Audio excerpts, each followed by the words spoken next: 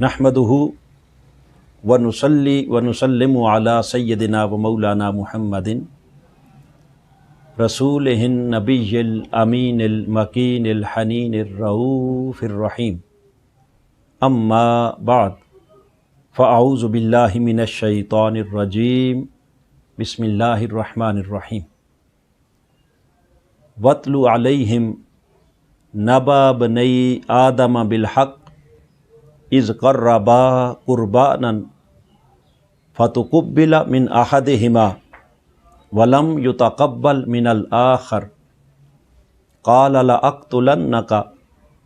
قَالَ إِنَّمَا يَتَقَبَّلُ اللَّهُ مِنَ الْمُتَّقِينَ صدق اللہ مولانا العظیم۔ معزز ناظرین و سامعین، اللہ رب العزت کی توفیق اور تاجدار کائنات صلی اللہ تعالیٰ علیہ وآلہ وسلم کے نالین پاک کے تصدق سے درس عرفان القرآن کی اس نہایت ہی مقدس اور بابرکت نشست میں ہمارا سلسلہ گفتگو قربانی کی اہمیت اور اس کی فضیلت کے حوالے سے قرآن مجید کی سورہ المائدہ کی آیت نمبر 27 کی روشنی میں جاری و ساری ہے۔ پچھلی نشست میں قرآن مجید کی اس آیہ مقدسہ کی روشنی میں ہم نے حضرت آدم علیہ السلام کے 2 بیٹوں کی قربانی کے واقعہ کا ذکر کیا تھا، اور اس واقعہ میں اللہ رب العزت نے جس حقیقت کو بیان کیا ہے وہ یہ کہ قربانی دونوں نے دی تھی، مگر 2 میں سے ایک کی قربانی اللہ کے حضور قبول ہوئی اور دوسرے کی قربانی اللہ کی بارگاہ میں رد کر دی گئی۔ جس کی قبول ہوئی اس قبولیت کا سبب قرآن مجید بیان کر رہا ہے، انما یتقبل اللہ من المتقین، کہ بے شک اللہ رب العزت صرف متقین کی قربانیوں کو اپنی بارگاہ میں قبول فرماتا ہے۔ اور وہ متقین لوگ کون ہیں، ان سے مراد کیا ہے، یہ اللہ رب العزت نے حضرت آدم علیہ السلام کے اس بیٹے کے کردار کی روشنی میں سمجھا دیا جس کی قربانی کو اپنی بارگاہ میں قبول فرمایا تھا، کہ یہاں متقین سے مراد کیا ہے، یعنی اس کا وہ کردار کہ جس میں خوف الہی ہے، خشیت الہی ہے، اور دوسری طرف دیکھنے میں قربانی دوسرے کی بھی ویسی ہی تھی، مگر اس کی قربانی کو جو خالق کائنات کی بارگاہ میں رد کر دیا گیا، اس رد ہونے کا سبب بھی قرآن مجید بیان کر رہا ہے کہ اس کا جو ظالمانہ، بھیانک اور حاسدانہ کردار تھا، اس کی وجہ سے خالق کائنات نے اس کی قربانی کو اپنی بارگاہ میں شرف قبولیت سے ہمکنار کرنے کے بجائے اپنی بارگاہ سے رد فرما دیا۔ سو معزز ناظرین، یہی وجہ ہے کہ قرآن مجید کے اندر خالق کائنات نے ارشاد فرمایا، لن ینال اللہ لحومها ولا دماؤها ولکن ینالہ التقوی منکم، فرمایا اے لوگو جان لو کہ نہ تو اللہ کو تمہارے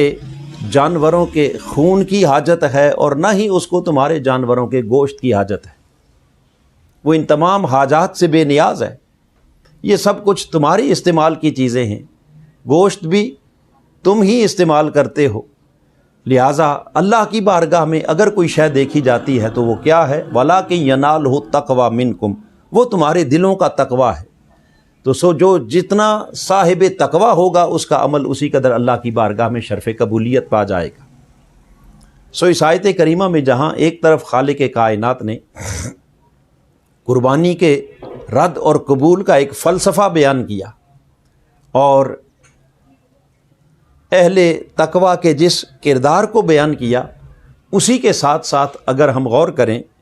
تو اس آیت کریمہ میں اللہ رب العزت نے چونکہ حضرت آدم علیہ السلام کے ان 2 بیٹوں کی قربانی کے اس واقعہ کی روشنی میں در حقیقت عمل قربانی کی ایک تاریخی حیثیت کو بھی بیان کیا، اور یہ بھی بتا دیا کہ جب سے انسان ہے تب سے قربانی ہے۔ انسان کی ابتدا کے ساتھ عمل قربانی کی ابتدا ہوتی ہے، مگر جب ہم قرآن مجید کے اندر غور و فکر کرتے ہیں تو پتہ یہ چلتا ہے کہ یہ قربانی کا عمل صرف آدم علیہ السلام کے 2 بیٹوں تک محدود نہیں تھا، بلکہ خالق کائنات نے پھر اس قربانی کے عمل کو ہر دور میں ہر امت کے لیے لازم قرار دیا۔ اس کو قرآن مجید کی سورہ حج کے اندر بیان کیا اور فرمایا لِكُلِّ أُمَّةٍ جَعَلْنَا مَنْسَكًا، رب کائنات نے ہر امت کے لیے قربانی کے عمل کو لازم قرار دیا۔ لہٰذا آدم علیہ السلام سے شروع ہونے والا یہ سلسلہ ہر پیغمبر کے زمانے میں اور ہر امت کے اندر کسی نہ کسی صورت میں جاری رہا۔ یہ الگ بات ہے کہ اس کی حیت بدلتی رہی، اس کی صورتیں بدلتی رہیں، اس کے طریقے بدلتے رہے، مگر قربانی کسی نہ کسی صورت میں ہمیشہ ہر دور میں ہر زمانے میں جاری رہی، یہاں تک کہ زمانہ گزرتا چلا گیا اور سیدنا ابراہیم خلیل اللہ علیہ السلام کا دور آیا تو خالق کائنات نے حضرت سیدنا ابراہیم خلیل اللہ علیہ السلام کو جہاں اور دیگر کئی حوالوں سے آزمایا، ان کے عشق کا امتحان لیا، ان کی محبت کو پرکھا، جس کو قرآن مجید کہتا ہے وَإِذِ ابْتَلَىٰ إِبْرَاهِيمَ رَبُّهُ بِكَلِمَاتٍ فَأَتَمَّهُنَّ کہ اللہ رب العزت نے کئی حوالوں سے کئی جہتوں سے حضرت ابراہیم علیہ السلام کے عشق کا، ان کی محبت کا، ان کی وفا کا امتحان لیا، فَأَتَمَّهُنَّ مگر وہ سارے امتحانوں کے اندر پورے اترے۔ وہ تمام امتحانوں میں جب کامیاب ہو گئے تب خالق کائنات نے فرمایا قَالَ إِنِّي جَاعِلُكَ لِلنَّاسِ إِمَامًا کہ اے میرے ابراہیم اب تجھے ساری انسانیت کی امامت کا تاج ہم تیرے سر کی زینت بنا دیتے۔ تو جہاں خالق کائنات نے آپ کو کئی امتحانوں سے گزارا، وہیں حضرت سیدنا ابراہیم علیہ السلام کو خالق کائنات نے اپنے لخت جگر اور اپنے نور نظر حضرت سیدنا اسماعیل علیہ السلام کی قربانی کا بھی حکم دیا۔ اب یہ بات ذہن میں رہے کہ حضرت سیدنا اسماعیل علیہ السلام جو حضرت سیدنا ابراہیم علیہ السلام کو عمر کے آخری حصہ میں جس اولاد سے اللہ رب العزت نے نوازا، اور وہ بڑا ہی حسین و جمیل اور بڑا ہی خوبصورت اور بڑا ہی محبوب بیٹا، اس بیٹے کی قربانی کے واقعہ کو خالق کائنات قرآن مجید کی سورہ صافات کے اندر بیان کر رہا ہے۔ فرمایا فَلَمَّا بَلَغَ مَعُ السَّعْيَ جب حضرت سیدنا اسماعیل علیہ السلام بڑے ہو کر اپنے باپ کے ساتھ باغ دوڑ کرنے کے قابل ہو گئے۔ اب یہاں قرآن مجید ایک خاص حقیقت کی طرف ہمیں متوجہ کر رہا ہے، اور وہ یہ کہ وہ جو بوڑھا باپ جس نے اللہ کی بارگاہ سے مانگ کر بیٹا لیا تھا، اب جب وہ بیٹا جوانی کی عمر کو پہنچا اور بھاگنے دوڑنے کے یعنی اپنے باپ کا سہارا بننے کے قابل ہوا، اپنے باپ کا ہاتھ بٹانے کے قابل ہوا، جب اس کے بڑھاپے کا ایک سہارا بننے کے لائق ہوا، تب خالق کائنات نے حضرت سیدنا ابراہیم علیہ السلام کو حکم دیا کہ اس اپنے محبوب بیٹے اور اپنے لخت جگر کو میری راہ میں قربان کر دے۔ اب یہ حکم بارگاہ ایزدی سے خواب میں کی صورت میں حضرت ابراہیم علیہ السلام کو ملا، تو قرآن مجید کہتا ہے کہ سیدنا ابراہیم علیہ السلام نے اپنے بیٹے حضرت اسماعیل علیہ السلام کو مخاطب کیا، اور مخاطب ہو کر آپ فرمانے لگے یا بنیہ انی ارا فی المنام اذبحک فانظر ماذا تری، اے میرے بیٹے اسماعیل، میں نے حالت خواب میں دیکھا کہ رب کے اذن سے اس کے حکم سے تجھے ذبح کر رہا۔ اب بیان خواب کر رہے ہیں، چونکہ خواب کسی عام انسان کا خواب نہیں، اللہ کے نبی کا خواب ہے، اور پیغمبر کا جو بھی خواب ہوتا ہے وہ کوئی محض ایک خواب و خیال نہیں ہوتا، وہ اللہ کا حکم ہوتا ہے، وہ اللہ کا اذن ہوتا ہے۔ تو لہٰذا امر الہی سے فرمایا کہ میں تجھے ذبح کرنا چاہ رہا ہوں، فانظر ماذا تری۔ اب ایک طرف اللہ کا حکم ہے، مگر اس کے باوجود آپ نے اپنے بیٹے کی بھی رائے اور اپنے بیٹے سے بھی مشورہ مانگا کہ بتا اس بارے میں تیرا کیا خیال ہے۔ یہ رائے اور یہ مشورہ کیوں مانگا گیا؟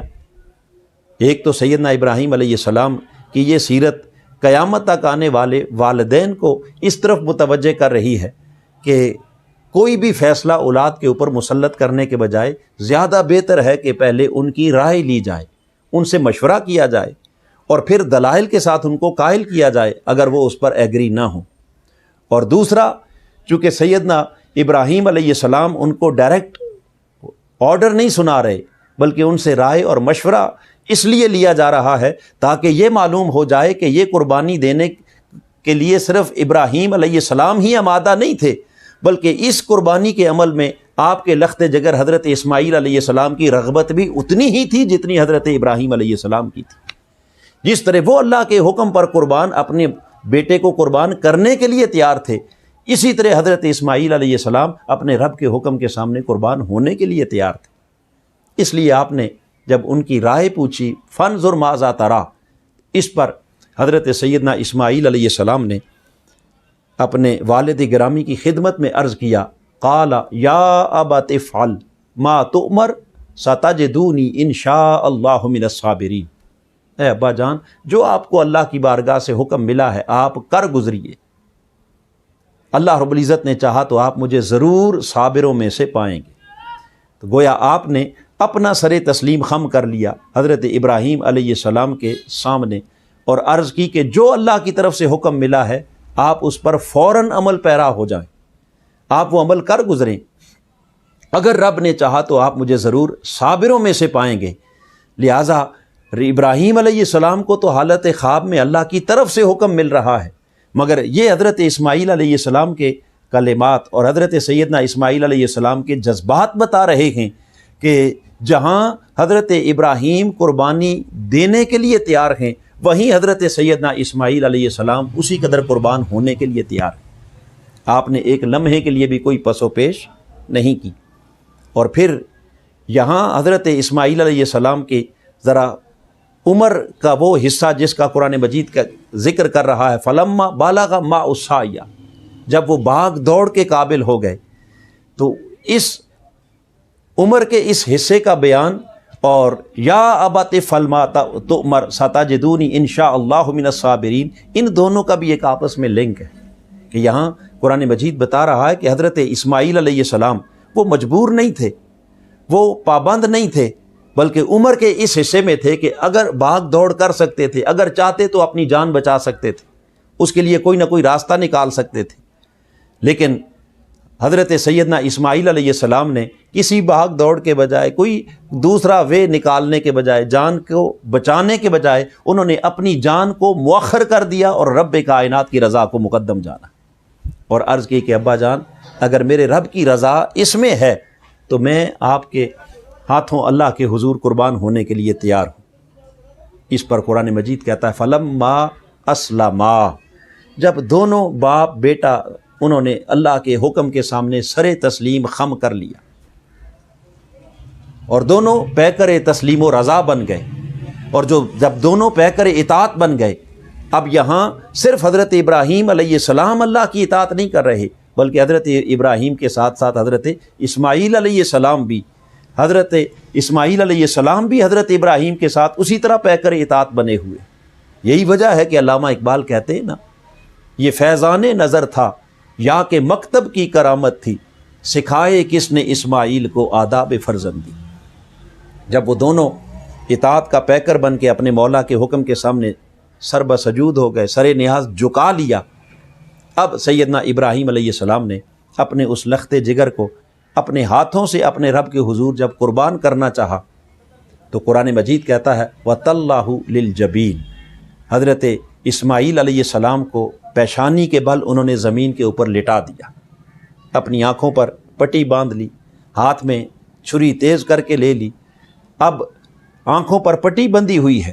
اور پیشانی کے بل اسماعیل علیہ السلام کو زمین پر لٹا کر سیدنا ابراہیم خلیل اللہ علیہ السلام جب ان کو ذبح کرنے لگے، قربان کرنے لگے، تو یہ محض ایک انسان کی قربانی نہیں بلکہ اپنے احساسات کی، اپنے جذبات کی، اپنی محبتوں کی، اپنی چاہتوں کی، اپنی رغبتوں کی، ہر شے کی قربانی ہو رہی تھی اللہ کے حضور میں۔ اس لیے تو آپ نے اپنی آنکھوں پر پٹی باندھ لی کہ کہیں یہ شفقت پدری اللہ کے حکم کی اطاعت کے راستے میں رکاوٹ نہ بن جائے۔ سو حضرت اسماعیل علیہ السلام کی گردن پر جب آپ کی چھری چلتی ہے اور چھری چلا کر سیدنا ابراہیم علیہ السلام اپنی آنکھوں سے پٹی کھول کے دیکھتے ہیں تو قرآن مجید کہتا ہے کہ وہاں حضرت ابراہیم علیہ السلام کی چھری سے بجائے اسماعیل علیہ السلام کے ایک مینڈا ذبح ہو چکا ہوتا۔ جب آپ نے دیکھا کہ اسماعیل زندہ سلامت ہیں اور مینڈا ذبح ہو گیا، حضرت ابراہیم علیہ السلام وہاں حیرت میں ڈوب کر اللہ کے عرش کی طرف دیکھ کر عرض کرنے لگے، باری تعالیٰ عجب معاملہ ہے، تو نے حکم دیا مجھے اسماعیل کی قربانی کا اور میں نے چھری چلائی اسماعیل کی گردن پر، مگر کیا وجہ ہے کہ اسماعیل کی گردن کٹنے کے بجائے یہاں تو ایک مینڈا ذبح ہو چکا ہے؟ کیا تو نے میری قربانی کو اپنی بارگاہ میں اسماعیل کی قربانی کو کیا تو قبول کرنے کے لیے تیار نہیں؟ بس اس وقت پھر آواز آئی، فنادیناہ ان یا ابراہیم قد صدقت رؤیاک، آواز آئی کہ اے میرے ابراہیم بے شک تو نے اپنے خواب کو سچا کر دکھایا، انا کذالک نجزی المحسنین، بس یوں ہی ہم اپنے احسان والے بندوں کو اپنی بارگاہ سے صلہ اور جزا عطا فرماتے ہیں۔ بتانا یہ مقصود تھا کہ اصل میں اسماعیل علیہ السلام کا گلا کٹوانا مقصود نہیں، اسماعیل علیہ السلام کی جان لینا مقصود نہیں تھا۔ اے ابراہیم، در حقیقت امتحان تھا تیرے عشق کا، تیری محبت کا، تیری چاہت کا، تیری رغبت کا، ہم دیکھنا چاہتے تھے، اور دیکھنا نہیں بلکہ زمانے کو قیامت تک دکھانا چاہتے تھے کہ جو میرے بندے ہو جاتے ہیں وہ میری خاطر اپنی سب سے محبوب ترین متاع اور اپنی اولاد نرینہ کو بھی میری راہ میں قربان کرنے سے دریغ نہیں کرتے۔ تو لہٰذا رب کائنات نے اس قربانی کو اپنی بارگاہ میں شرف قبولیت بخشا، اور حضرت اسماعیل علیہ السلام کی بجائے جنت سے مینڈا لا کر حضرت ابراہیم علیہ السلام کی چھری سے اس کو ذبح کروا دیا۔ اب یہ جو ایک داستان عشق، داستان محبت اور داستان وفا جس کو حضرت ابراہیم علیہ السلام نے رقم کیا، خالق کائنات نے فرمایا میرے ابراہیم، قربانی کا عمل تو ہر امت میں کسی نہ کسی صورت میں جاری و ساری رہا، ہر زمانے میں جاری رہا، مگر عشق کی جو داستان تو نے رقم کی ہے، اب یہ قیامت تک ہم اس داستان کو مٹنے نہیں دیں گے۔ لہٰذا سیدنا ابراہیم علیہ السلام کے زمانے سے تاجدار کائنات کے زمانہ اقدس تک جس طرح آپ کی چھری سے ایک جنتی مینڈا ذبح ہوا تھا، جانوروں کی قربانی کا وہ سلسلہ اور وہ تسلسل حضور کی بعثت تک جاری رہا۔ یہ الگ بات ہے کہ زمانہ جاہلیت کے اندر اس میں کئی طرح کی خرابیاں آ گئیں، خرافات آ گئیں اور کئی غلط رسمیں اس میں شامل ہو گئیں، مگر قربانی کا عمل کسی نہ کسی صورت میں جاری رہا، یہاں تک کہ تاجدار کائنات صلی اللہ تعالیٰ علیہ وسلم کی بعثت مبارکہ ہوئی، اور حضور علیہ الصلوۃ والسلام جب اپنا آخری دین لا کر قرآن مجید کی صورت میں اس دنیا میں جلوہ گر ہوئے، تو خالق کائنات نے اپنے حبیب سے خطاب کرتے ہوئے ارشاد فرمایا کہ اے میرے محبوب صلی اللہ تعالیٰ علیہ وسلم فصل لربک وانحر، آپ بھی اپنے رب کے لیے نماز بھی پڑھا کریں اور قربانی بھی دیا کریں۔ تو خالق کائنات نے یہاں خطاب تو حضور کی ذات اقدس سے کیا، مگر تاجدار کائنات کے توسل سے قیامت تک حضور علیہ الصلوۃ والسلام کی پوری امت کو اس بات کا حکم دے دیا کہ اے غلامان مصطفیٰ، اے عشاقان مصطفیٰ، اے میرے حبیب کا کلمہ پڑھنے والوں، تم ساروں کے لیے اب قرآن مجید کا یہ اب دائمی حکم ہے کہ اپنے رب کے لیے جہاں نماز ادا کیا کریں وہاں اس نماز کے ساتھ ساتھ اللہ کے حضور قربانی بھی کیا کریں۔ تو آپ نے دیکھا کہ یہاں اس مقام پر اللہ رب العزت نے اس عمل قربانی کو کتنی اہمیت دی کہ اس کو نماز کے ساتھ ملا کر بیان کیا، یعنی سب سے اہم ترین حکم قرآن مجید کا، اور کثرت کے ساتھ جس چیز کا حکم قرآن مجید نے دیا وہ اللہ کی بارگاہ میں اقامت صلاۃ نماز ہے، اور قیامت کے دن سب سے پہلے سوال بھی نماز کا ہوگا۔ لہٰذا فرمایا کہ جو نماز، عبادت، بندگی، میری بارگاہ میں سر بسجود ہونا، اس عبادت کی جہاں تک اہمیت ہے، اس کے فوراً بعد فرمایا وانحر، اس نماز کے بعد اگر کوئی اللہ کی بارگاہ میں تمہارا عمل جو تمہیں اپنے رب کی رضا عطا کر سکتا ہے وہ نہر یعنی اپنے جانوروں کی قربانی ہے، اور نہر کہتے ہیں جانور کے خون کے بہانے کو۔ تو یہ جانوروں کا خون بہانا، اس پر صحابہ کرام نے حضور علیہ الصلوۃ والسلام سے پوچھا کہ یا رسول اللہ صلی اللہ تعالیٰ علیہ وسلم ما ھذ الاضاحیہ، حضور یہ جانوروں کا خون بہانا، یہ قربانیاں، ان کی اصل کیا ہے، ان کی حقیقت کیا ہے؟ تو تاجدار کائنات صلی اللہ تعالیٰ علیہ وسلم نے ارشاد فرمایا سنت ابیکم ابراہیم، اے میرے غلاموں یہ تمہارے باپ حضرت ابراہیم علیہ السلام کی سنت ہے۔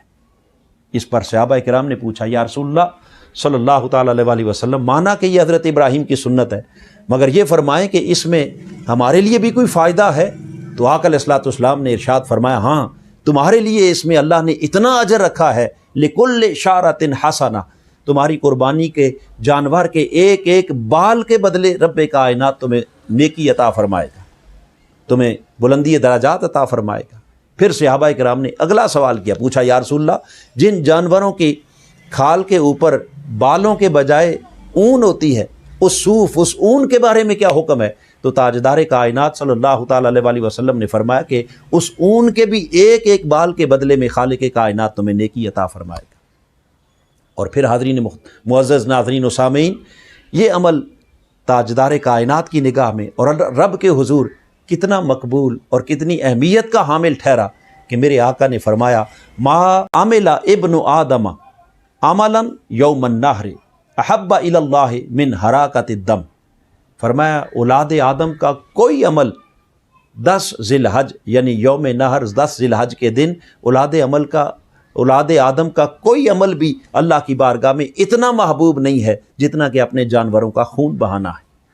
اور جن جانوروں کا تم خون بہاتے ہو اس 10 ذی الحج کے دن حضرت ابراہیم کی اس یاد کو تازہ کرتے ہوئے، اس رسم وفا کو تازہ کرتے ہوئے، میرے آقا نے فرمایا انہ لیاتی یوم القیامت بقرونہا واشعارہا وازلافہا، فرمایا یہ قیامت کے دن ان جانوروں کے سینگوں کا بھی تمہیں اجر دیا جائے گا، ان جانوروں کے بالوں کا بھی تمہیں اجر دیا جائے گا، اور ان جانوروں کے سم، ان کے کھروں کا بھی تمہیں اجر دیا جائے گا۔ یعنی بتانا یہ مقصود ہے کہ یہ نہ سمجھنا کہ صرف ان جانوروں کا جو گوشت غربا مساکین کو کھلاتے پلاتے ہو صرف اسی پر اجر ہے، نہیں، وہ جو اعضاء جن کو تم کاٹ کے پھینک دیتے ہو، جن کو ظاہراً بیکار سمجھا جاتا ہے، سینگ وہ کسی کام کے نہیں ہیں، اسی طرح ان کے جو بال گرتے ہیں وہ کسی کام کے نہیں ہیں جانور کی کھال سے، اور اسی طرح جو ان کے پاؤں کاٹ کے آپ نچلا حصہ ان کا پھینک دیتے ہو جو کسی کام کے نہیں ہیں، حضور علیہ السلام نے فرمایا اسے بھی بیکار نہ سمجھنا، چونکہ یہ اس رسم وفا کو آپ نبھا رہے ہو۔ خالق کائنات نے ان اعضاء کے اندر بھی تمہارے لیے قیامت کے دن اجر رکھا ہے۔ اور پھر آگے فرمایا ان الدم لیقع بمکان من اللہ قبل ان یقع علی الارض، حضور علیہ السلام نے فرمایا کہ تمہاری قربانی کے جانور کے خون کا پہلا قطرہ زمین پر بعد میں گرتا ہے، اللہ کی بارگاہ میں اس کو شرف قبولیت پہلے نصیب ہو جاتا ہے۔ تو معزز ناظرین، اس سے معلوم یہ ہوا کہ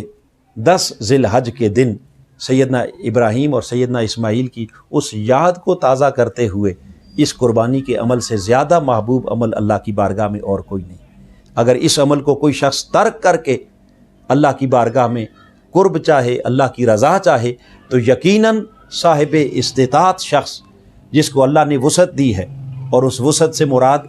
کیا ہے؟ یعنی وہ اگر شرعی نصاب کا مالک ہے اور مالک ہونے کے باوجود اگر 10 ذی الحج کو قربانی نہیں کرتا، ویسے صدقہ خیرات کرتا ہے، ہزاروں لاکھوں روپے لٹا دیتا ہے،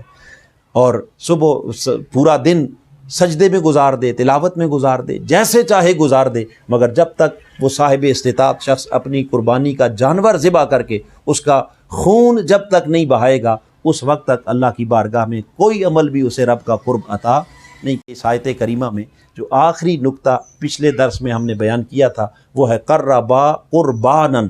کہ خالق کائنات نے اس عمل کو قربان سے تعبیر کیا تاکہ یہ حقیقت دنیا کی سمجھ میں آ جائے کہ 10 ذی الحج کے دن اگر اپنے مولا کے قریب ہونا چاہتے ہیں تو اس دن اللہ کی قربت کا واحد راستہ اس کی رضا کے لیے اپنے جانوروں کا خون بہانا ہے، اور حضرت ابراہیم اور حضرت اسماعیل کی اس وفا کی یاد کو تازہ کرنا ہے۔ خالق کائنات ہمیں توفیق عمل عطا فرمائے۔ وما علینا الا البلاغ المبین۔